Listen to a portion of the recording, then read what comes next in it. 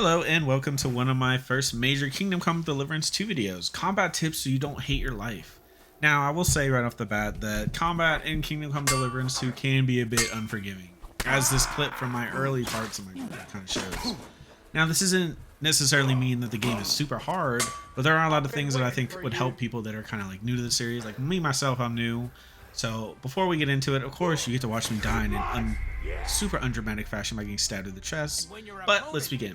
The first tip I think is the most important, and this is basically following a sword build, is you should visit Tomcat as early as possible.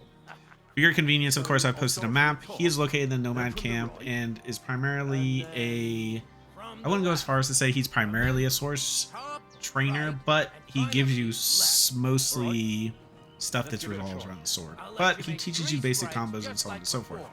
I didn't include too much of him in this video, but you get the gist of what he teaches you. He teaches you the basics of the combat, the idea that the combat is built on you're playing a game of chess. If they're striking on the right side, you want to defend on the right side. If they're striking on the left side, you want to defend on the left side. It kind of introduces you to the idea of perfect blocks and riposte and stuff like that I think are really, honestly, really important when it comes to like surviving in the early game when you don't have a lot of armor and you're kind of just stuck with what you got once you're thrown right out of the tutorial. He also teaches you something which is very important to the late game, which honestly I think is the biggest thing that will make combat easier for anyone, and that is the Master Strike. We will get into the Master Strike in a little bit, but for now, my first tip is honestly go to Tomcat. He's in the Noble camp. There's a couple quest lines over there as well anyways, and it leads you to the Master Strike, so it literally cannot hurt you to go to him in the beginning. He's mostly used for 2 quests, combat training 1 and 2, but if you go to him, you'll see what I mean. They're kind of beneficial to you as a player. The second tip, which I think is honestly probably one of the most valuable things to the early game, is use Mutt as like kind of your Robin. Now, most people might say, well, why would I need a dog to kind of help me when I'm fighting against people with swords? Well, if you watch this clip, and I'll even post it, this is where he is if you don't have him yet and you don't want to do the quest.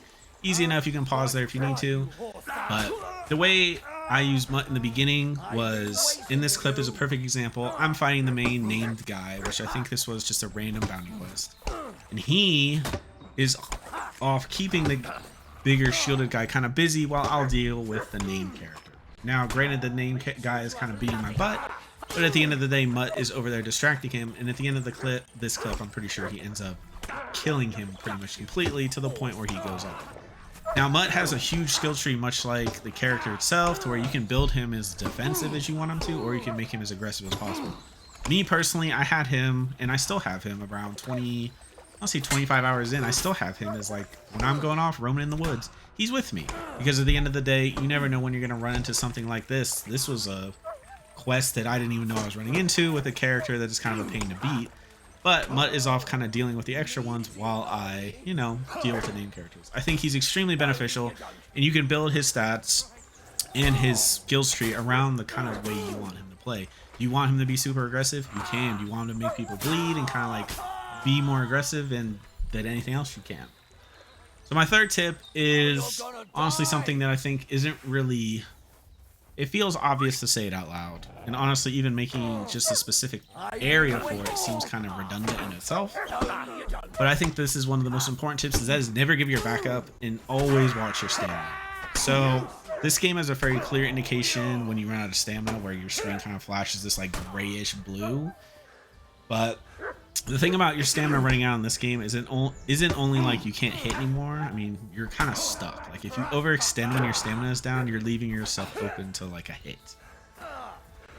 Which also ties into the idea that, and of course this could be something for any game, unless you're playing like a God of War, Devil May Cry, something like that, where like you can kind of be nimble. You're not super nimble in this game to a point where you can flip 180 degrees and fight people on both sides of you. I think it's super important to keep your back facing against something that isn't a person, because in this game more often than not, sometimes you're going to be against 2, 3, 4, 5, 6 enemies, and they're all going to be walking towards you. Turn your back to them, you're opening your back, and therefore opening your character to a lot of damage. I think it's something that's fairly obvious, but as someone who was kind of used to the idea that I can run away from things, it didn't really feel like it was as easy in this game as it was. You should always keep yourself kind of facing the danger. But At the end of the day, I mean, you can survive if you give your back up, but when you're in the early game and you have no armor, not so much. Now, my next tip kind of ties into the first one with Tomcat, and that is the Master Strike. I kind of included this clip as kind of an example of how I approach a bandit camp after knowing the Master Strike and kind of getting used to the combat as a whole. So, the Master Strike is, in theory, or in application too, it's how you do a counter, like a riposte, which is what Tomcat teaches you pretty early. It's how you do a counter, but with a more aggressive aspect. Like, there's no way that the enemy that you're fighting against can block a Master Strike as soon as you execute it. When you do a normal perfect block, you always have the option to do the riposte, which is, hit. But most of the time when you're fighting some of the bigger enemies, the shielded enemies, the more beefy enemies, once you get past the first, I don't know, maybe 12 hours, they're mostly going to be able to block your riposte without any sort of, you're not going to get anything out of it.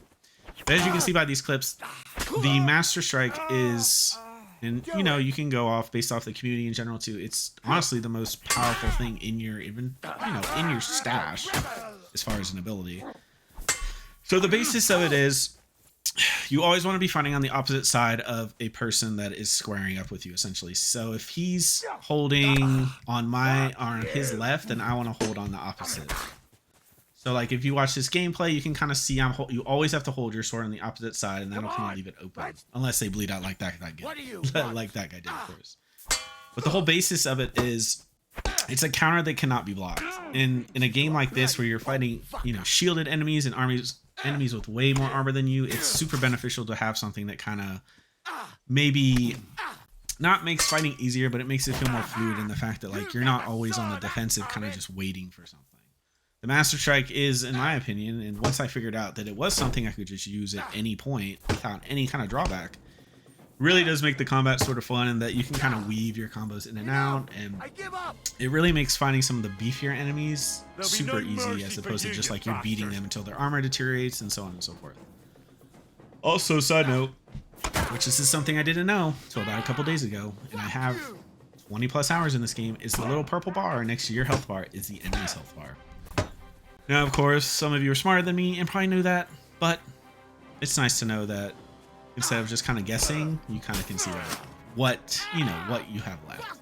So we're getting towards the end of this fight. There isn't much left in this clip, but it really, if you just watch and listen at the same time, you kind of would understand what I mean by the Master Strike. It's meant to be a super offensive riposte that cannot be blocked at all. And honestly, once you get to the kind of final of a enemy's health bar, you can say you get this really cool execution. And at the end of the day, who can beat that? So on to my last tip, which I wasn't really sure to include, not because I wanted to waste more of y'all's time, but more so because of how I built my own character. So when I started this game, I built my character around the idea that I didn't really know what I was going to do. I was primarily using swords, and honestly, I still do use swords as I'm like over halfway through the game. But the thing about it, excuse me, is that you should build it how you want to build it. There's so many different perks and so many different levels that you are able to kind of put your points into, that you should build it as you want to.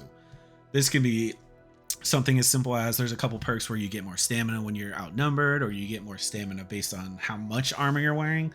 Me personally, I've been running the two-handed swords just because I think they look cool, and who doesn't like chopping people up with a two-handed sword? But on the same note, I think you should follow the path that you want to follow. It really doesn't make sense if you're following like if you're just picking generic stuff. As soon as you unlock new talents and so on and so forth, you should make an effort to read what they do and see if they apply to you.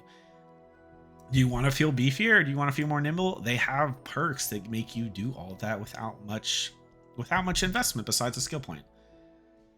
And at the end of the day, I also can apply this to the dog itself. Like, as you can see, this clip was kind of old from the beginning. I think this was probably in my first 6 hours, but you can see I'm picking things where I'm like, okay, I'm reading it. And that's one thing about this game that feels different from most modern games, is it really makes you kind of excuse me again. It really makes you pay attention to what's going on. And there really isn't anything wrong with that. And honestly, I think it really harps back to the idea that, like, if you want your character to be a certain way, you really have to invest the points to be that certain way. I chose more of like a juggernaut, kind of like stone cold killer with a sword. Me and my dog can run into a group of 6 or 7 and just kill them all without any effort. But if you want to be someone who is more, you know, nimble and not as beefy and quick on their feet, then you have to do that. You have to pick the points that are appropriate for what you're doing. But at the end of the day, you have enough points, or you will have enough points, because I'm halfway through the game myself and I have most of these skill trees I have mostly half, I'd say. So at the end of the day, I think that's all that matters. And building a character always comes down to what you want it to be. And I think it's extremely important, as someone who kind of just picked what they wanted to and then kind of leaned into it, really pick what you want your character to be. It really helps in the long run. That goes for your dog too, and your horse and whatever else. Make sure you're reading what you're doing. As usual, thanks for watching, and I hope y'all have a good rest of your day.